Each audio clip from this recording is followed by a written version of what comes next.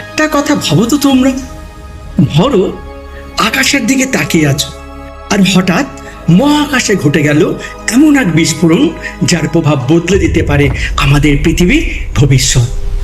শুনতে সিনেমার মতো লাগছে, তাই না? তুমি আবার বলতে পারো, ধুর, এমন আবার হয় নাকি? কিন্তু এটাই বাস্তব। এটা কিন্তু মহাবিশ্বের একটা ঘটনা। তোমরা কি বলতে পারবে এই ঘটনার নাম কি? আমি বলে দিচ্ছি।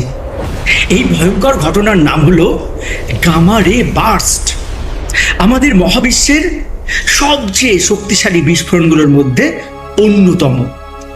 আর যদি এমন কোনো বিস্ফোরণ পৃথিবীর খুব কাছাকাছি ঘটে, আর তার বিকিরণ যদি সরাসরি আমাদের এই পৃথিবীর দিকে আসে, তাহলে ভাবো তো একবার কি ঘটতে পারে। সেটাই বলবো তোমাদের।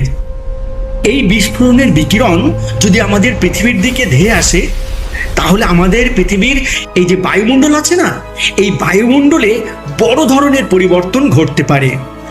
আর বিপদে পড়তে পারে পৃথিবীর সমস্ত জীবজগৎ।